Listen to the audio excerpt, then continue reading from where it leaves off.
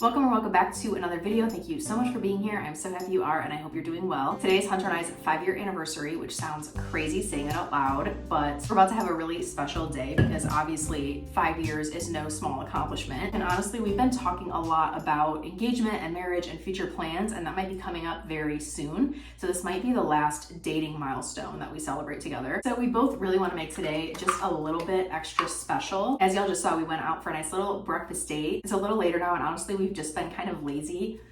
For the past few hours, we've just been watching some of the Olympic events. We are now in the bathroom because I need to start actually kind of getting ready for the day. We have dinner plans and some other things we're gonna be doing, and I'm only rocking with some skincare, some brows, and some lashes. So I really wanna get some products on this face since it is a special occasion. So we're just gonna get ready together. I'm gonna share with you some of my go-to products for the summer and just a general makeup look that is my go-to for days when I actually need my makeup to last and not be sweat off. And I also thought while we do that, I could share some of my best relationship advice as someone that's been in a very long-term, mature, healthy, happy relationship. Like I said, I already have skincare on, so I am just doing some base makeup just to give myself a little bit of natural sheer coverage. I just threw on my e.l.f. Halo Glow, and then I actually paired that up with a concealer. This is the Makeup Forever Full Cover waterproof concealer. I did buy it to use as a concealer, but I just found a new favorite. The concealer formula I've fallen in love with is actually literally perfect for summer. I feel like it's best used in the summer because it's very full coverage, it's very long wearing. It is the Lancome All Over Concealer. Anyway, let's get into this actual relationship advice. So I thought for this, I would just take the top 3 things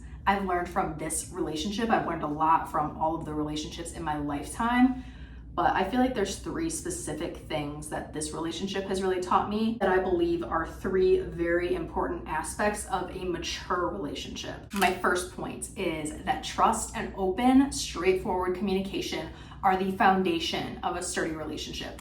Let me explain. If you can't trust your partner or feel comfortable rawly communicating with them, the relationship will either fail or at least not reach its full potential. I learned the importance of the first part of the equation, trust, early on in a previous relationship, which obviously I ultimately decided to end because of that weakness in trust. That has not been an issue at all in this relationship, thankfully. But in this relationship, I have grown to better understand the second part of the equation and how honest communication truly shapes the deep bond and partnership that I've been able to form with my partner. To me, good communication in a mature relationship means 3 things. 1, do not hold anything in. 2, don't ever expect your partner to read your mind. You have to verbally set those expectations and communicate your feelings as you feel them because everybody feels differently and handles different situations differently. And 3, don't tiptoe around things. Straightforwardness will save you from a lot of conflict and argument and build a strong foundation of trust and comfort with your partner. And being fully transparent with your partner becomes especially important as you start discussing plans for the future. Moving into my next piece of advice. After a while, your partner is going to genuinely become your favorite person to be around. You want to spend every possible moment with your partner, including your future. As a result, you will start acting more like your partner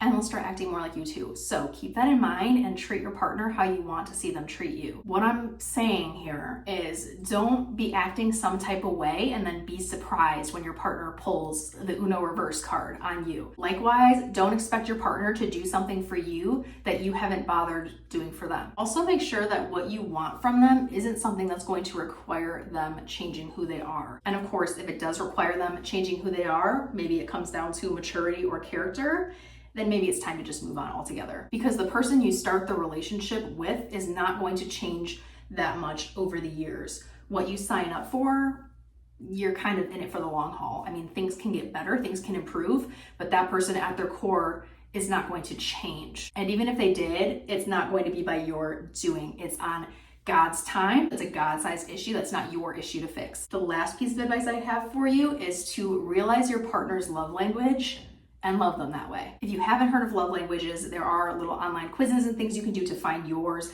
Mine personally is words of affirmation. A close second is probably physical touch. So I'm all about the affection. You know, his love languages are acts of service and quality time. And I gotta say, at first I wasn't too thrilled about that because I was like, those aren't my love languages.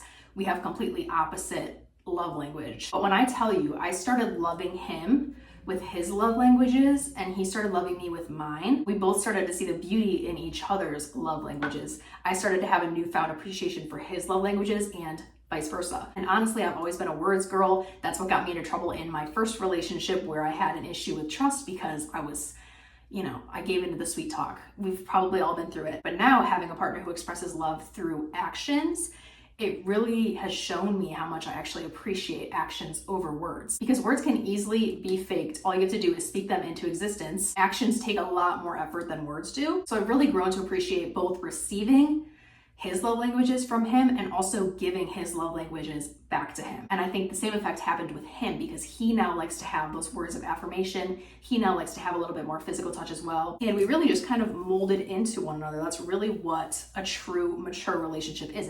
It's a partnership. So those are my top 3 bits of relationship advice coming from someone who has been in a very long-term relationship, soon to probably be engagement and marriage. I gotta say, before we get into the rest of the day, I overall attribute my relationship success not to my own knowledge, not to my own experiences, but to the Lord and the lessons he has taught me. A relationship with God is what has truly helped me to see what real, true love means. Walking with him in his ways and commandments, knowing how his word defines love, confiding in him, going to him first has guided our relationship and allowed it to prosper in a way that's so much bigger than just us. So that's all I'm gonna share for right now. I have a few more steps to finish this makeup, one of them being setting spray. This is my girl, never fails me, the Urban Decay All-Nighter. I'm gonna finish getting ready and then we will get on the road for a short little road trip to our dinner location, and then I'll catch up with you later.